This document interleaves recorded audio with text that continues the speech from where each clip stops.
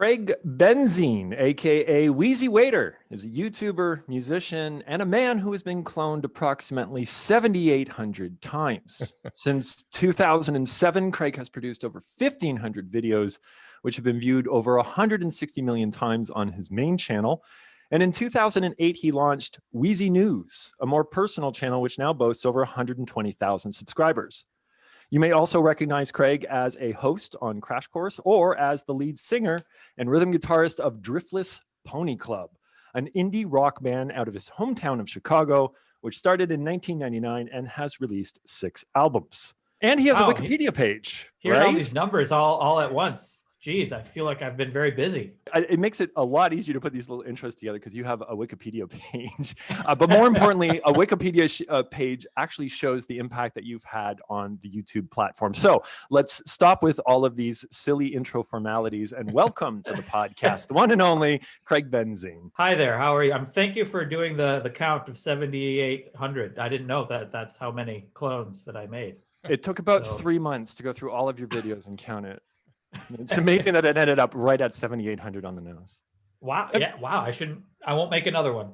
And everybody who has watched your channel, they know all about your clones because that's is one of the staples of your channel. You've really been good at kind of creating all of this stuff that surrounds your channel. And even your channel has changed over the years, but you still kind of keep to a lot of these core things that you've created. How do you how do you describe your channel to somebody who doesn't know anything about you or YouTube? Well, I don't really see other people lately, so I haven't had to describe my channel too much. But I think lately, the channel has taken a shift, and it's much more about self-improvement, but with an absurd sort of comedy bent to it. So it's like a lot of 30-day challenges and like productivity advice, but with ridiculous humor involved. I love that you keep all of that in there, even though you kind of pivoted a few years ago, and I want to get back to that here in a little bit. I will be, I think actually this year I'm making it a goal to kind of bring back a little bit of the recurring joke sort of format combined with kind of the new stuff I'm doing. I think I made a big shift, and I focused really hard on just making each video kind of its own standalone thing. And now I might want to kind of bring it back a little bit to have like more of an overarching recurring elements to it, I guess. Let's rewind all the way back to 2007. You're a waiter, as far as I know, at Chicago at the time. And this is leading up to, I guess, the launch of your first YouTube channel. Apparently Zza Frank is somehow involved, but could you kind of take us back to that time and what was actually happening leading up to the creation of the channel? Well, so for several years, I had been kind of actually in the back of my mind thinking, what would it be like to make a movie each day? And just putting it on the internet. This was before YouTube. I just kind of thought about the idea as a fun concept. And I had been making short, dumb videos my whole life with like my parents, starting with my parents' camcorder, and then with my bandmates. We made some really absurd videos for there early on. But then I was just in Chicago pursuing the band thing for several years, and it wasn't really going anywhere. And I remember specifically, it was Memorial Day. I woke up. I was almost late for work. I was out late, partying a little bit too much the night before work. Woke up because I woke up at a friend's house. Actually, I slept on their couch. Things weren't great in my life. All right, so I was sleeping on a friend's couch. I have a feeling there's a lot more to that story, but go ahead. And I remember waking up specifically to the string from a curtain hitting the window, and I was like, I woke up and I'm like, I'm going to be late for work. If that wouldn't have happened, I wouldn't have made work. And then I went to work, and it was the first shift I ever had that I had 0 tables. I had no one came in. It was they told me to go home and not come back the next day. And I was worried about paying the bills. I was worried about getting tips, getting money. And it was, I guess you could say that was my rock bottom. And I kind of was like, all right, this is it. I just stopped. I might as well try something crazy. Might as well try something nuts. And so for like a couple days, I started watching Zay Frank videos, which you mentioned. He was a guy who was making videos every single weekday probably before the term vlog existed. It was like right around when YouTube was starting, but he wasn't doing it on YouTube.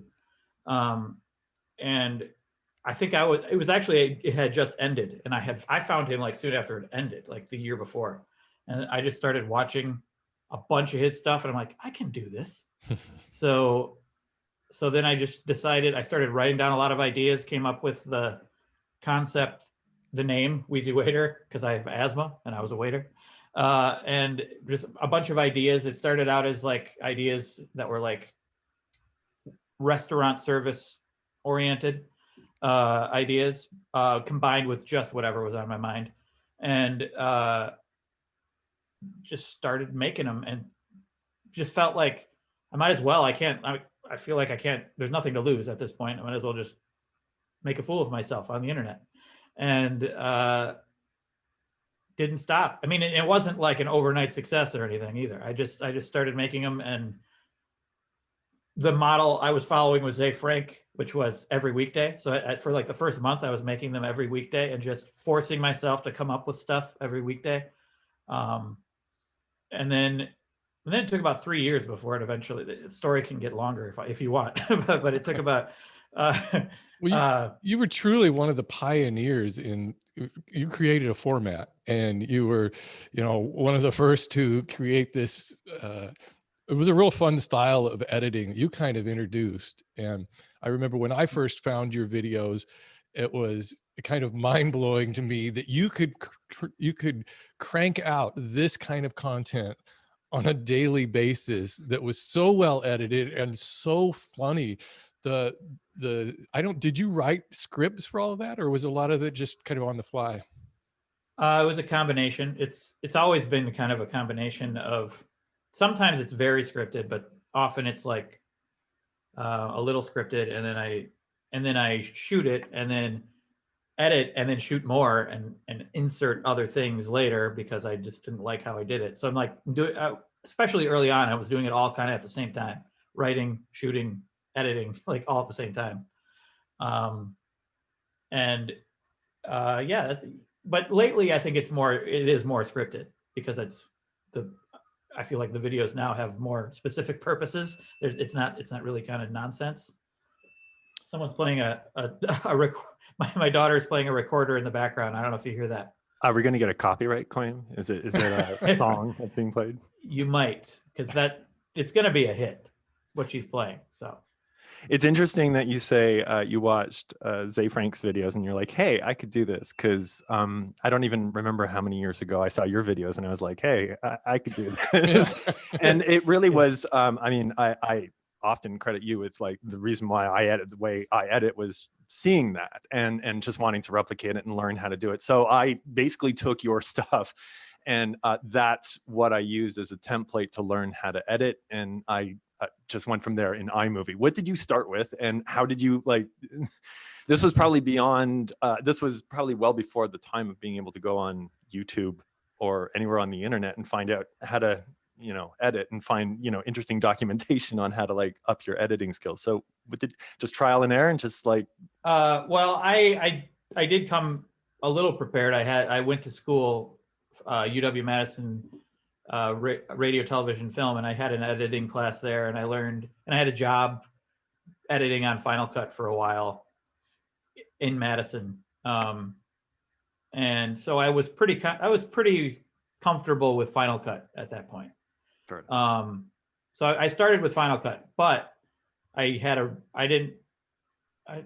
borrow a camera? No, I had a crappy little, it used Hi-V. What is it? Hi-V, Hi8.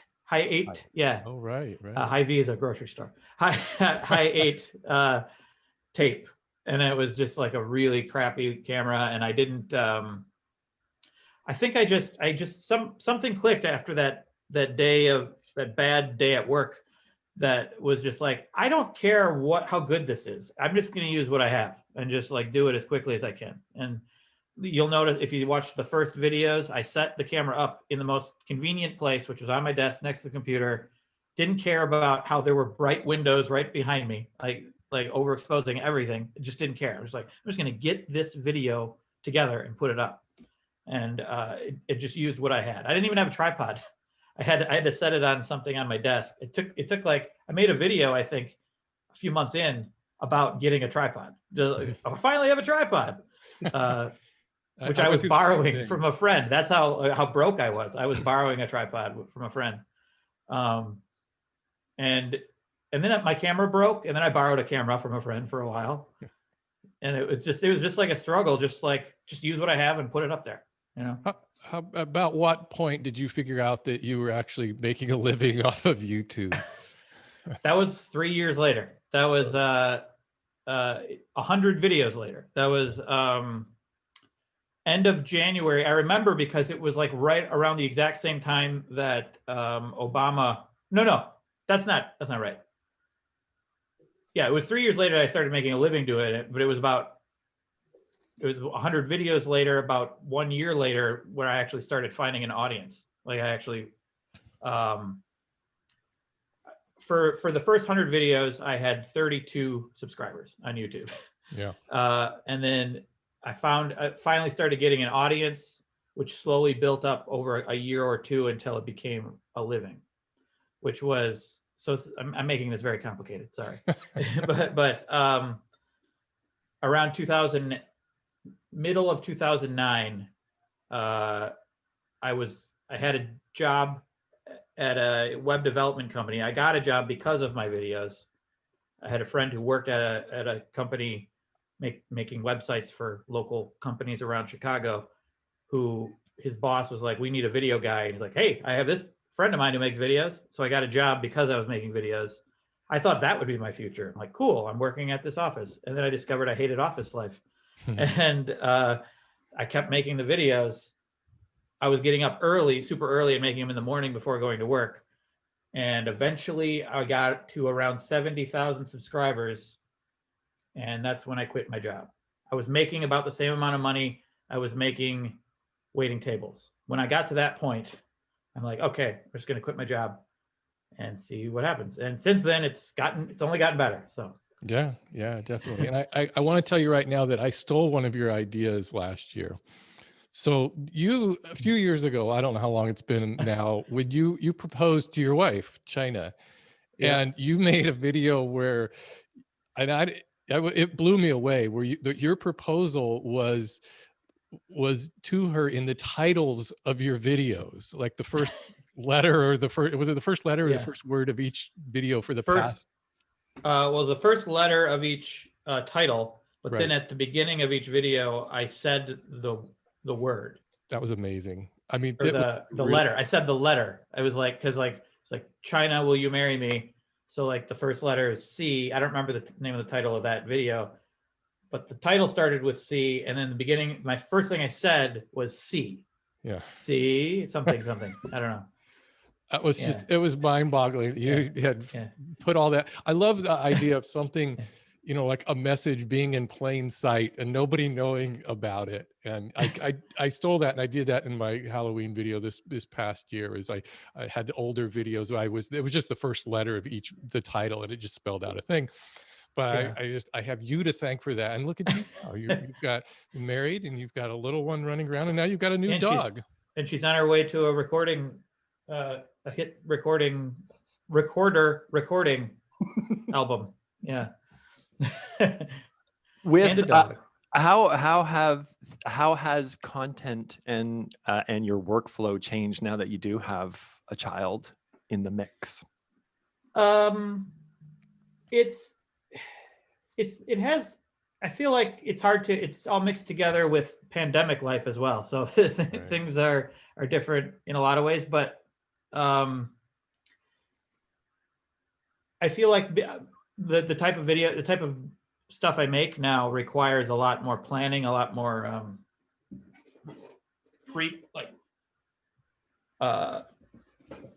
script writing, and so like I feel like everything's different.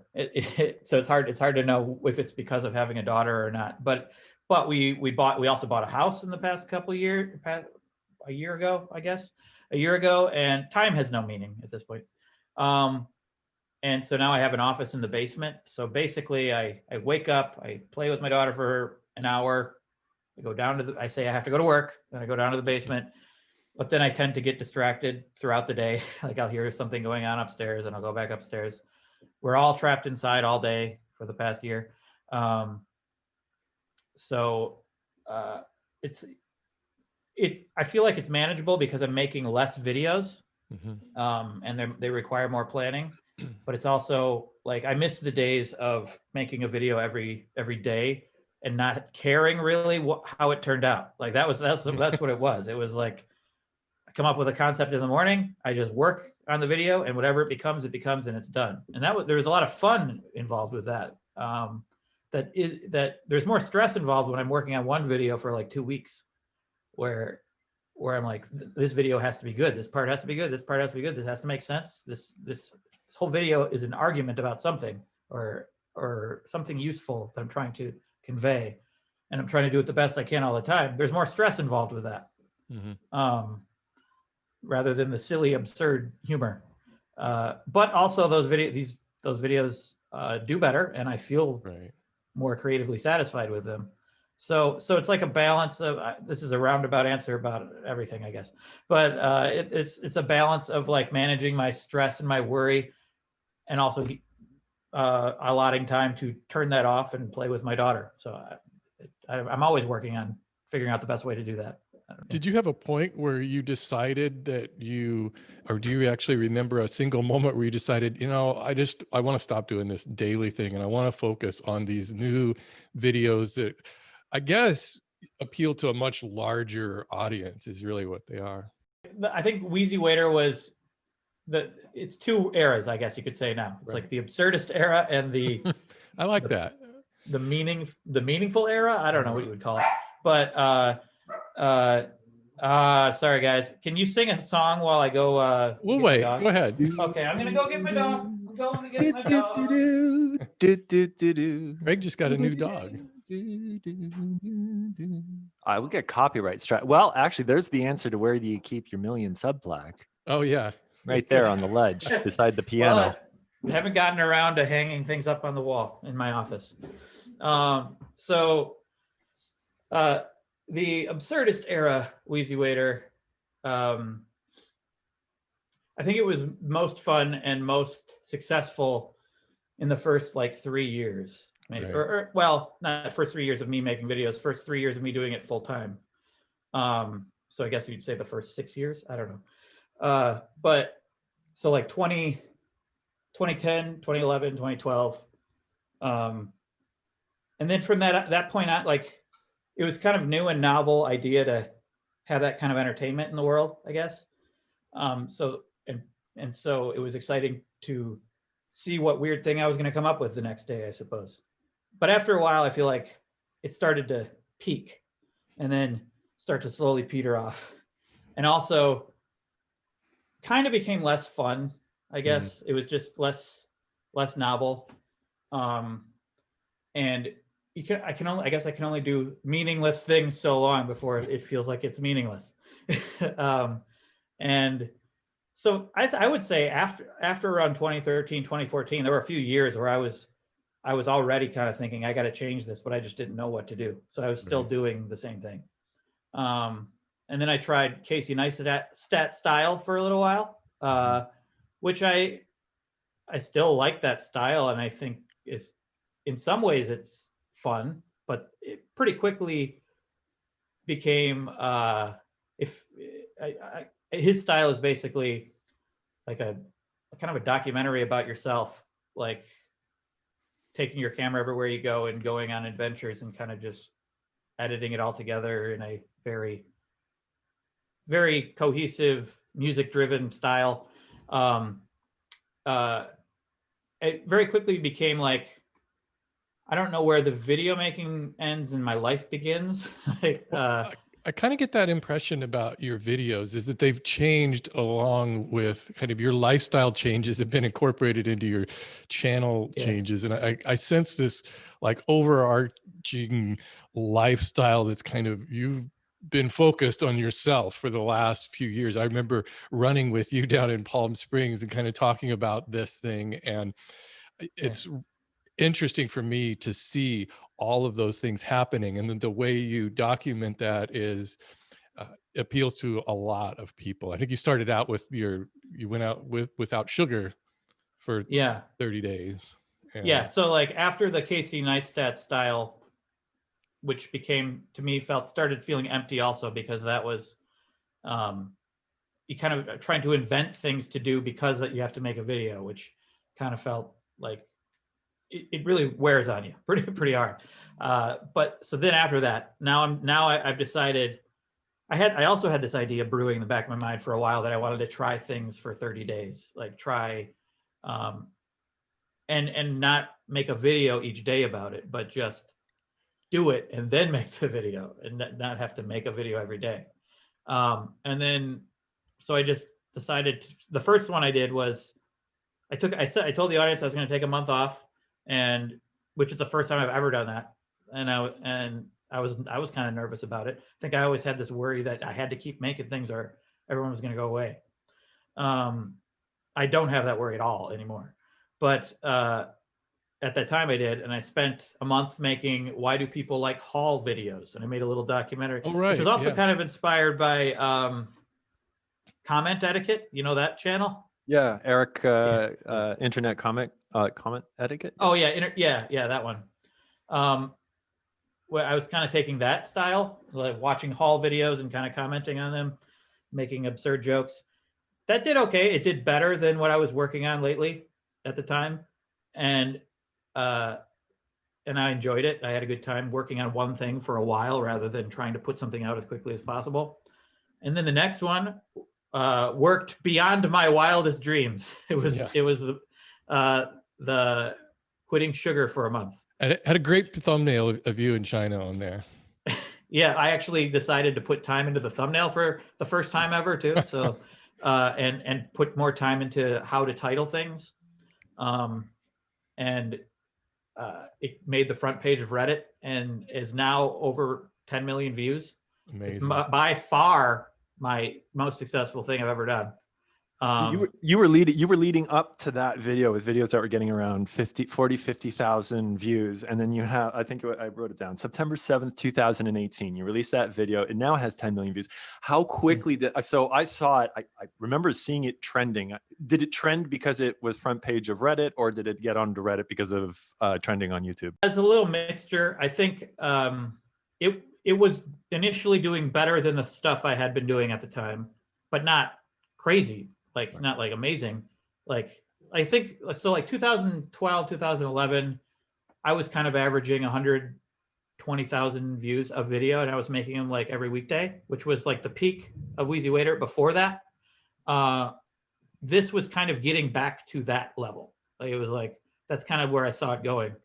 And then it made the front page of Reddit. And then it started shooting up quite a bit. And then YouTube started pumping it out and recommended a lot more. And then it just increased more and more and more and more. And just hasn't stopped. Well, it's probably stopped a little now, but it over a couple of years, yeah, it just kept going. And then I'm like, well, I think I found a new format that's going to work. Do you remember what the follow-up? Do you remember what the follow-up video? Were you kind of nervous about like the number 2 idea needs to come out, be different, kind of be the same? And like there's a lot of stress once you kind of hit that. The next video, I mean, I had ideas already before this shot up that I was planning on kind of doing this thing anyway, but yeah, I suddenly felt like, oh, I got to really capitalize on this. I should make sure that this next one is good. But the next one was, Why Do People Like Exercise? Right. Which was, I interviewed the Vlogbrothers and oh shoot, what's her name? Shalhoub. I remember her last name. She does CrossFit. She does a lot of exercise on, oh man, don't tell her I forgot her first name. it's been a couple of years, but I interviewed them about exercise, and it was sort of about like not necessarily why do people exercise, but why do you like it? Why is there joy out of this?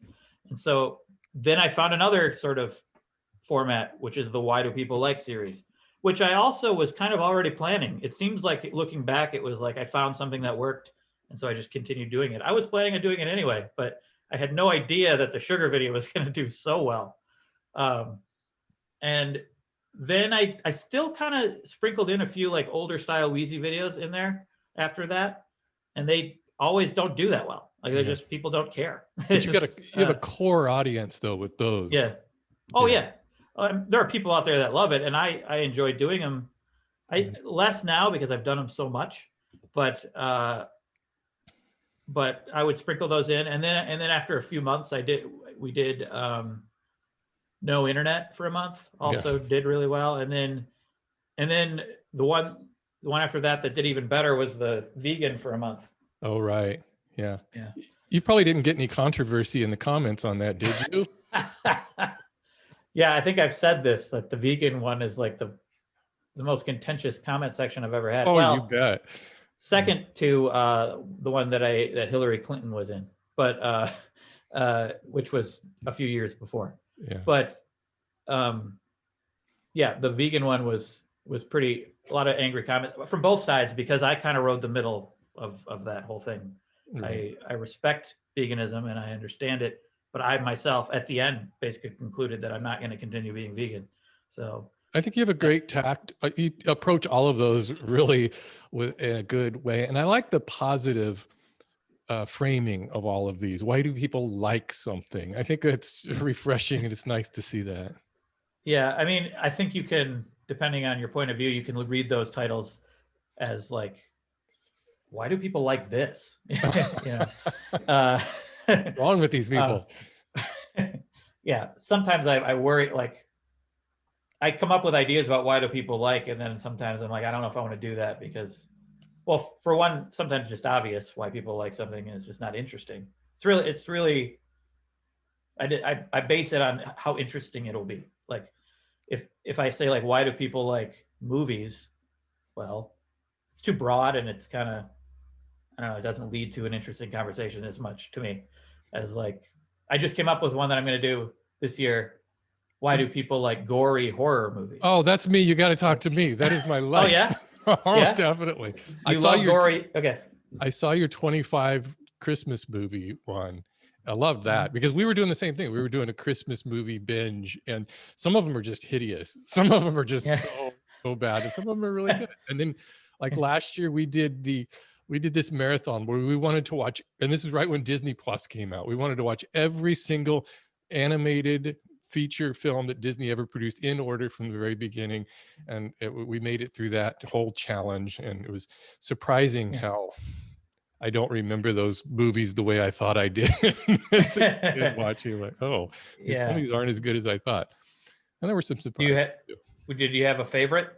Like yeah, I mean, there was a couple that really surprised me because I hadn't seen all of them. Hunchback of Notre Dame really surprised me, or Notre Dame. It was a really good movie, and it was I was not expecting that at all. I thought that was like, second tier Disney movie. I barely remember it. Yeah, and other films like Bambi, I remember it being so much better, and then I watched it. I'm like, oh, it really isn't that good. It's kind of boring. And some Snow White, I thought was just really kind of just clunky. So it was my daughter has watched Cinderella several times recently, and that's a strange movie. It is.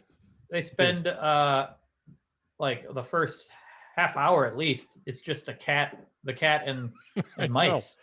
Yeah. It's like the majority of the movie is the cat and mice, and then Cinderella barely says anything. The prince, I think maybe says like 2 words the whole movie. It's like just the whole thing hinging on finding her slipper is kind of ridiculous. Finding the person that fits this. Yeah, first, there could be lots of people that could fit. Second, why couldn't she have produced like the other matching one or something? I don't know. Or also, why not just look at the people and recognize her? Oh man, we've got to talk about the gory horror films. Yeah. Yeah, well, because I have a friend who just loves just visceral gore itself. Like I'm not even that big into horror movies.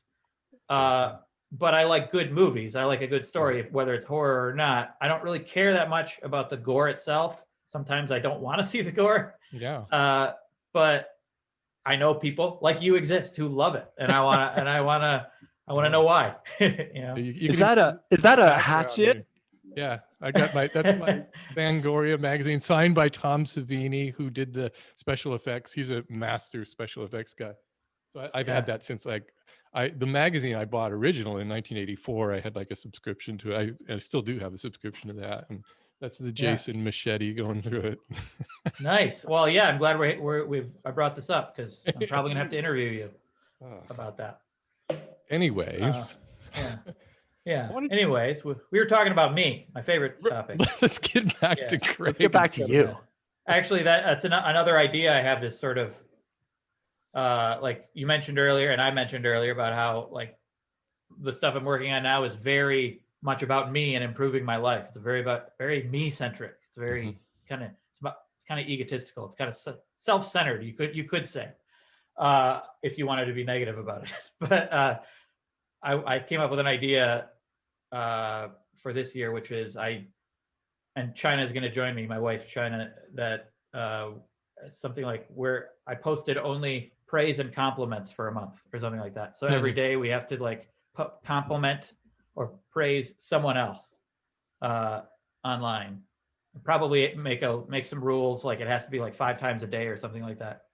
And as a way of sort of doing something that isn't about me, but it is also about me. It's like, it's about how good I am. Look how good I am, praising everybody, but sort of more outward looking rather than inward looking. You know what you're going to find, because I like to do that, is post comments on videos that I watch that aren't related to woodworking or anything that I do, but just because I'm interested in the subject. So I'll post a comment. And what's interesting is that people will reply to those like years later. You'll get a reply and I'm like, wow, I totally forgot I even made that comment. And then you'll get people, the most of the people will say like, wow, I didn't know you watched this channel too.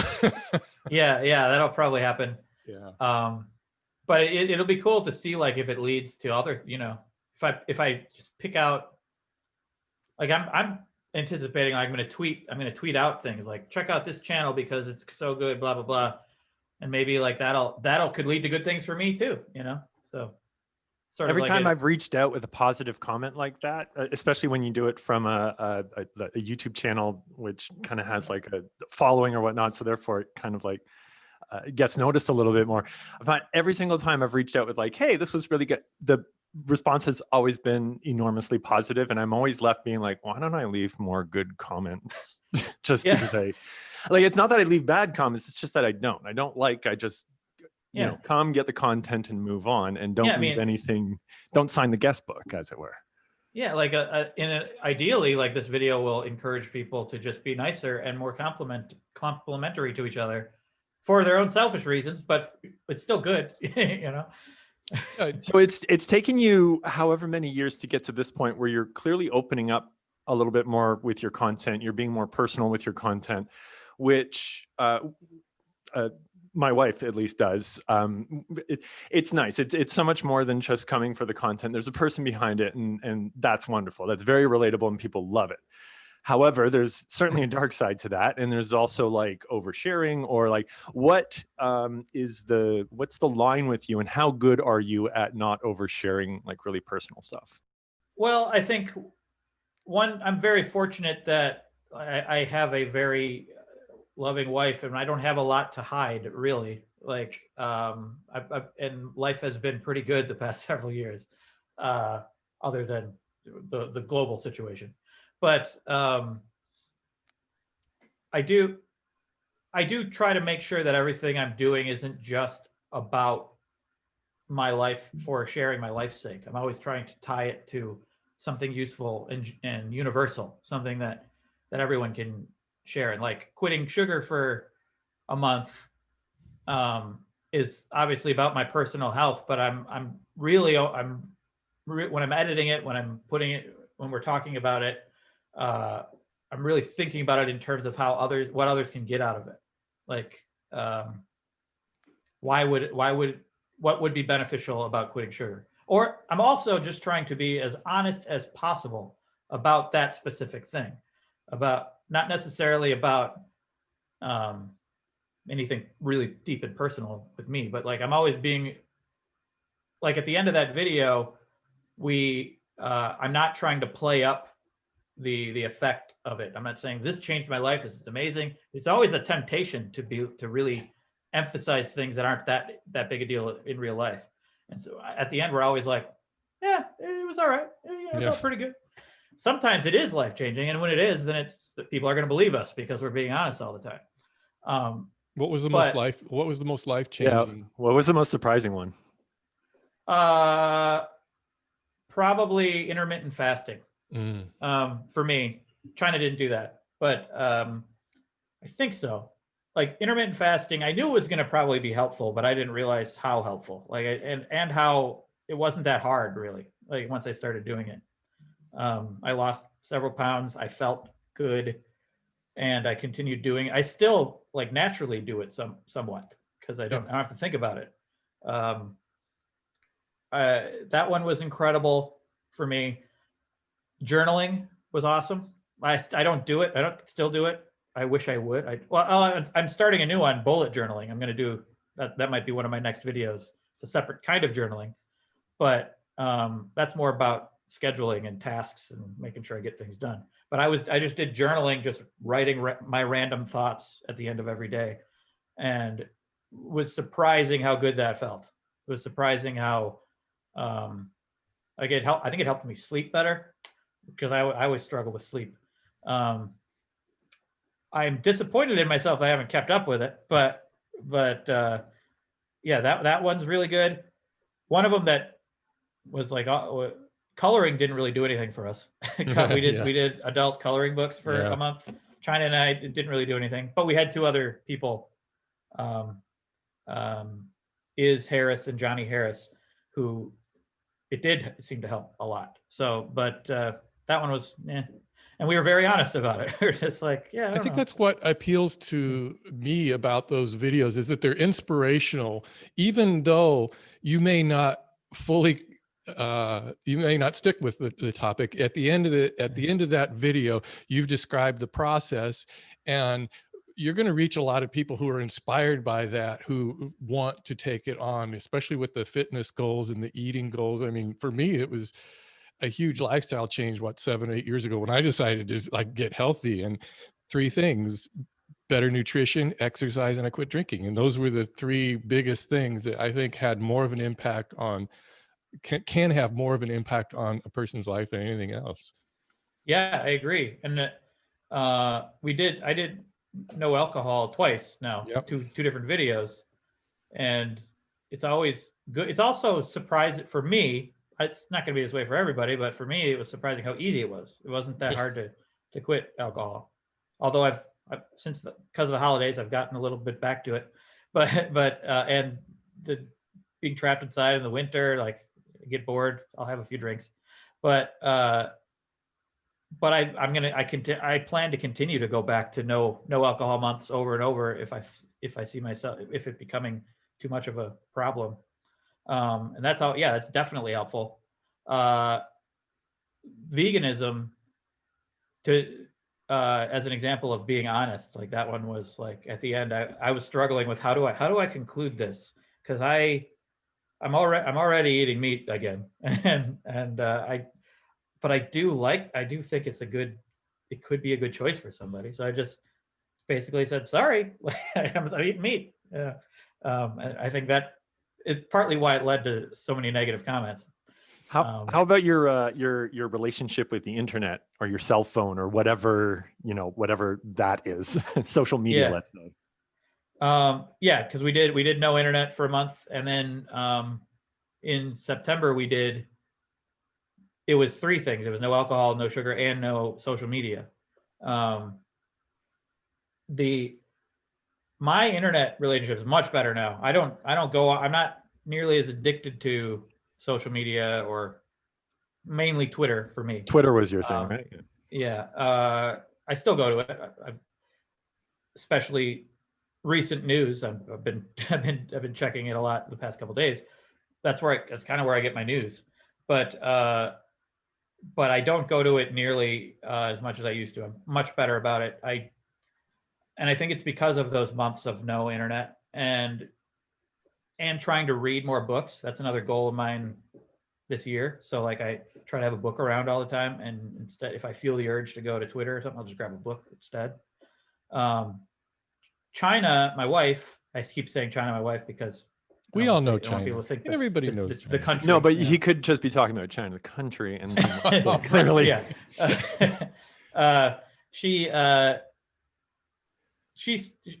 She always says like she goes right back to the internet. Like it doesn't really work on her. She loves it when she quits it, but then she just goes right back to it.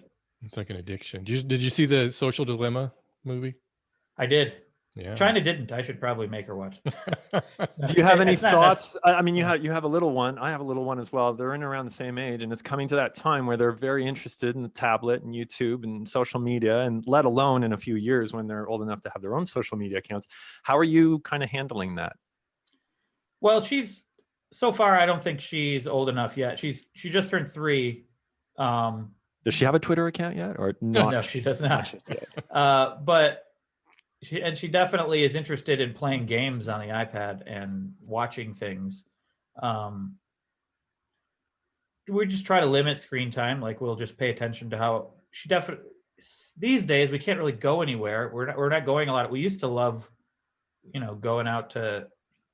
We would take like even just running around a store. Actually, when we lived in Austin for a year and a half, and when China was pregnant, we discovered the joy of mall walking. Because it was really hot, but she had to walk. So we just went and walked around. We didn't buy anything. We didn't shop. We just There's walked lots of around people the to mall. see. You just look at stuff. Yeah. It was great. And then the other day I was thinking, why don't we mall walk anywhere? Oh, right. So like we can't even do that right now. So we do. She does probably get more screen time than we would like these days, but we give her a certain amount, and then we just make sure she doesn't have more than that the rest of the day. Sometimes that's the iPad. Sometimes that's watching a movie or something. But that's really it. We're just kind of paying attention to how much screen time she's getting, kind of avoiding that. I don't post pictures of her online at all. Yeah, I was going to mention that, because I know when she was little, we saw her a few times when a baby, and then you stopped. And I knew that was probably a conscious decision not to. Yeah, it was definitely. I always kind of planned after she got a little older to stop posting pictures of her. China occasionally does, I think. I don't ever go on Facebook. What's that? Yeah, like from the back, or the hair's covering the face or whatnot. Yeah, I don't really go to Instagram or Facebook anymore. I don't go to Facebook at all except to post my videos. My relationship with social media in those ways is much better. So I don't even know what China's posting. I don't know if she's posting our baby or not. I think she's avoiding it too. So like in that sense, I'm trying to keep her away from. I don't want her to generate a following before she even knows what that is. Right. And I don't know how I'm going to handle when she gets older. I'm kind of scared of it, frankly. Yeah. Do you have a exit strategy for your YouTube channel, or is it still just an open book for you? You mean like if I want to stop? Maybe. Do you feel it needs to be rounded out? Does it need to have an ending, or is it like a journal for you where it is just this open thing which is growing and? Yeah, I don't really feel like it'll ever end. I think it's just going to slowly morph into different things. Like right now, what I'm doing now, or some form of what I'm doing now, will probably last for a while. I'm still enjoying it. So, it's sort of. I used to think of it as one thing. My channel was Wheezy Waiter was one thing that I just did repeatedly. Now it's much more about each individual video, whatever that is. It sort of takes over my life, and then it's on to the next one. So if I feel like I'm not enjoying it, I just need to come up with better video ideas or more enjoyable video ideas, and eventually, like I actually want to. I'm taking steps to make movies, to do something more long form. I was just going to ask you about that because I saw where you Yeah. posted you wanted to start one of your resolutions is to make a short film this year. Yeah. And I find I'm that already writing one, and my another goal is to write 5 this year, so that I just have a lot in the back burner. Write 5, make 1. I'm also working on a full length with a friend of mine, who I say I'm working on it, but he's the one writing it. I'm kind of giving him notes and collaborating on it, sort of like the producer of it. And eventually, I'd like to make that into a full length thing. So, like, in an ideal world, I make a short film or several, and then develop a relationship in the industry somehow to get funding to make a full length. That's in a perfect, I have no idea how it'll play out, but I would like to eventually make movies. But even when I do that, I'll probably still make YouTube videos, right. but they might change into documenting the filmmaking process or something. I don't know. I think your attitude towards YouTube seems to be similar to a lot of people who've been posting content for a long time. Is you kind of go through this point where you peak, and then maybe your videos aren't doing so well. You change, you do other things, but you eventually get to the point where you're kind of like, it doesn't really matter as much as it used to. I'm not obsessing over the numbers as much as I used to. And once you do that, it's very freeing, and you could produce like the content that you're doing now, which is, it's top tier content as far as I'm concerned. It's really good stuff. I'm much less worried now. I said this earlier. I'm much less worried about like maintaining momentum or something, or like losing an audience because I'm not putting out enough stuff. I think because I described how I took a month off, made the Why Do People Like Haul videos, and then another month I took off for the no sugar, and it was the most successful thing I ever made. I realize now how much more important the actual video is, and not necessarily the frequency of videos.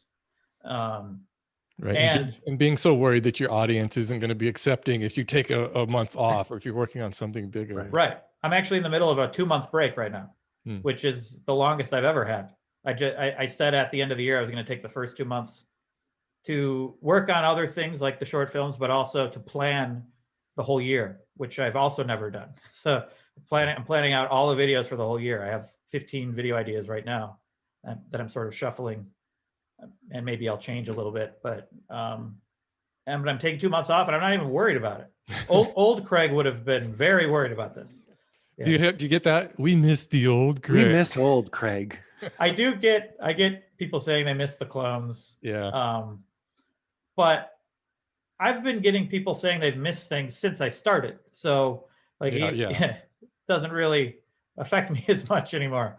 Like if I listened to that, I'd still be doing the very first recurring jokes I've ever done, right now. What YouTuber channels do you watch? Lately, I don't watch a lot, actually. Lately, I still watch occasional Vlogbrothers videos because I've been a fan of them and friends with them for a long time.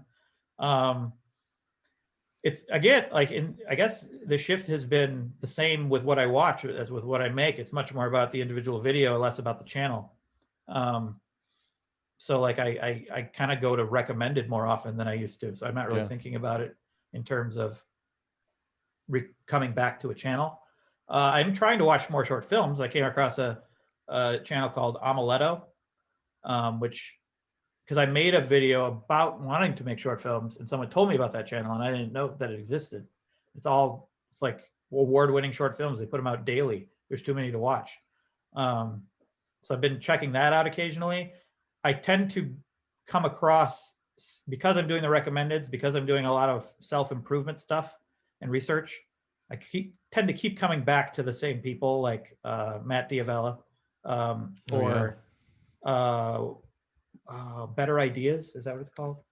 I'm having trouble remembering channel names because I'm not going directly to the channel. But let me see. I'm looking it up right now. Yeah, there's a guy, Better Ideas. He does a lot of motivational stuff. He's pretty good. There's another one that I can't remember the name of. Darn it. But there's this other guy who does motivational stuff. I think his name's Nate. I'm looking at my recommended right now to to see if he'll come up. There's Ali Abdal. Yep. That YouTuber. Yeah, I like a lot of his stuff. Particularly, I like his content, but I like his editing style too. It's very very polished.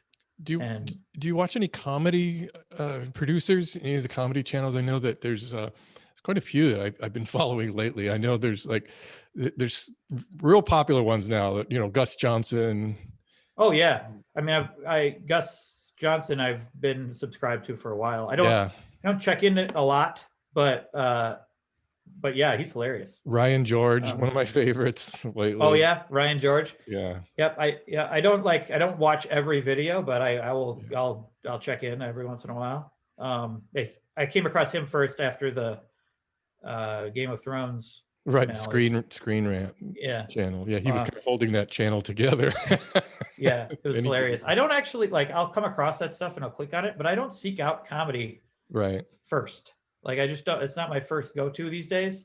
Maybe it's because I tried to write comedy for so long. Yeah. So I feel like I'm working when I'm watching it. I don't want to think about jokes and how I would make a joke if I'm watching it. Have you ever done any stand-up? Ever done any stand-up? Never done stand-up. It's always scared me. I've always been that's a question I get a lot actually. Because people think I would be good at it, but I don't think so. I think I rely on editing for my comedy. I don't know. Maybe I could. I think it would just take a lot of practice. Well, I think probably bomb for a while first. Your scripts are really tight. I mean, some of your amazing puns and. Well, thank you. And of course, the editing. Even when I first found your channel, I was thinking, how does he edit when you would bring the clones in and you're talking to yourself, and it seems so natural, and it just kind of amazes me that you could pull all of that together, and especially to do that in just a day. Oh, thank you. It's several things, but I think it's I streamlined the process so much that I could do it multiple times. I try it and then look at it, try again. I was able to do things very quickly that way. I'm pretty meticulous when it comes to editing.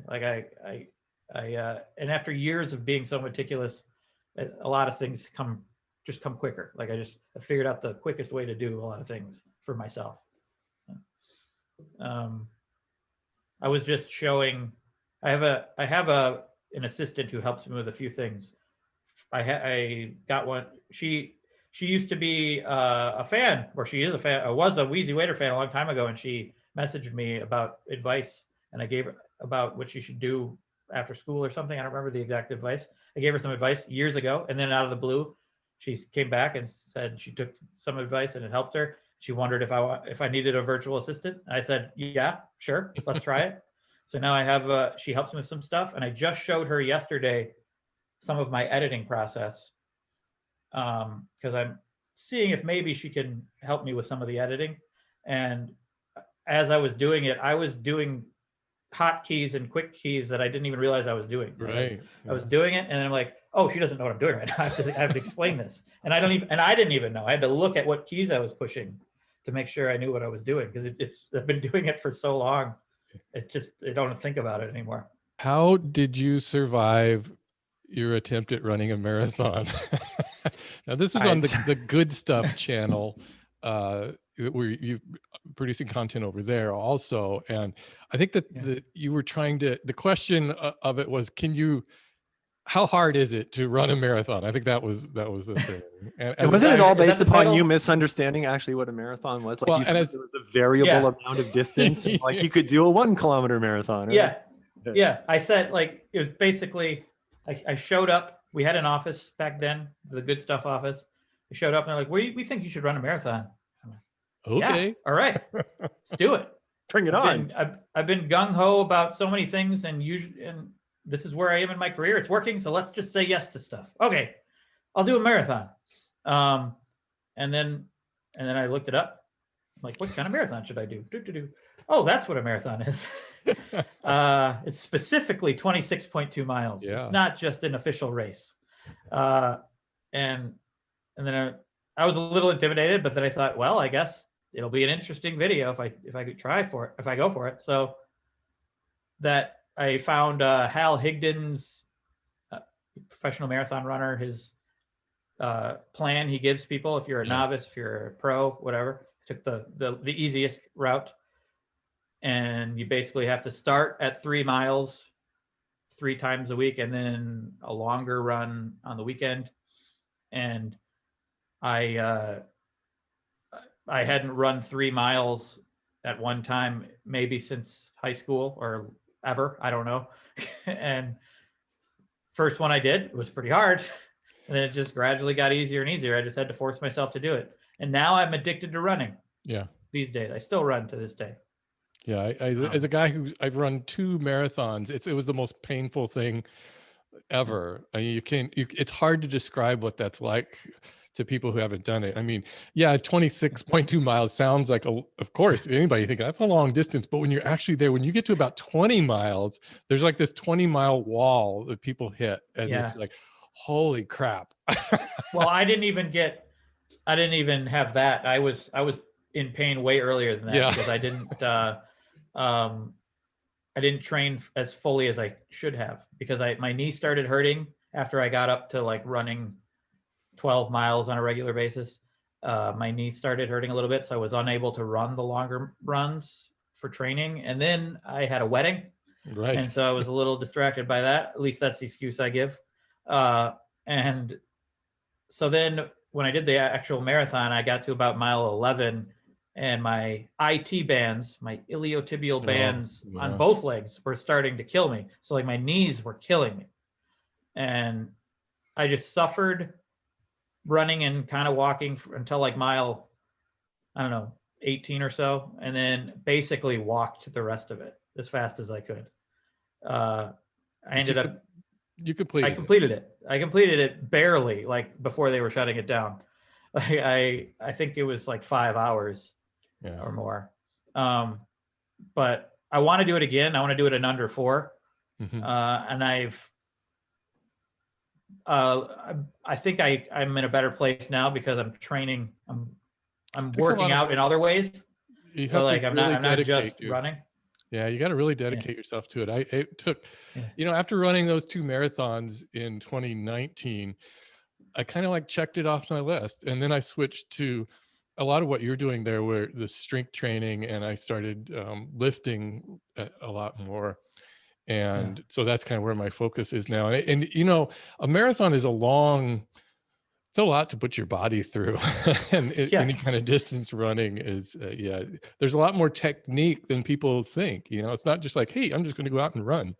You're like, Well, you have to work up to it. You have to like really get your body ready. Well, you don't have to, but there's no law saying you have to. Judging by that video, you looked like you were just in so much pain at the end of that video. Oh yeah, I was. But I'm glad I was pretty sure I wasn't going to finish because I was just in too much pain. And then China actually walked the last 6 miles with me. It was nice. I was limping by the end, and then I didn't walk for like a week, or I couldn't. No, God, no, it's horrible. Yeah. Next time I'm gonna train properly. I mean, I was kind of gearing up to do it maybe this year or 2020, but for some reason that didn't happen. Yeah, there's no races. But I feel like now I'm in a much better place health-wise in general, so I think I can do it. Yeah. Well, Craig, it's always a joy to see your videos. Whenever a new video comes out, see, now it's like an event when you have a video rather than because I don't put them out. So much anticipation. It's the topics always are interesting to see that title and think, oh, now I've got to watch this thing because it's really, I want to know, what. Well, I want to read the vegan comments. Well, they don't happen on every video. No. Do you read all your comments? I don't, not anymore. Like actually in the past like year or two, I think I try to keep my distance a little bit because I get more negative comments now than I used to because it's a more general audience. It's less just for subscribers. So there'll be people who just happen upon one video more often. They don't know You Wheezy see, Waiter. yeah, the outsiders come whenever we have a video that trends or something, and you get all those outsiders, and they don't know you, and they don't know the context, and you're like, "Ooh, they don't like this, and they don't Yeah. like that." So unfortunately, that has led to me checking the comments less, and when I do check them, like more quickly, browse them, because I'll be like, well, okay, that one seems kind of negative. I don't want to read that, because like it'll just bring me down for no reason, you know. Yeah, it's not worth it. It's not worth it at all. I don't want to end on a negative note, though. I still get great comments, and like and they fill me with joy. But I just try to keep my distance a little bit. Yeah, I think we all probably go through that. We just gotta pull back a little bit. Well, again, thank you for being on our podcast. We really enjoyed having you, and maybe we can have you on here again sometime. That would be awesome. And I'm going to keep watching every single video you have, because they've always brought so much joy to my life and my family. Actually, we all watch your videos, so it's it's kind of a family thing. And I think you've inspired a lot of people with what you do. Well, thank you. And I'd love to interview you about gory horror movies. Oh, you know it. I'm all over that. All right. Okay. Thanks, Greg. And thanks for everybody. We'll see you next time.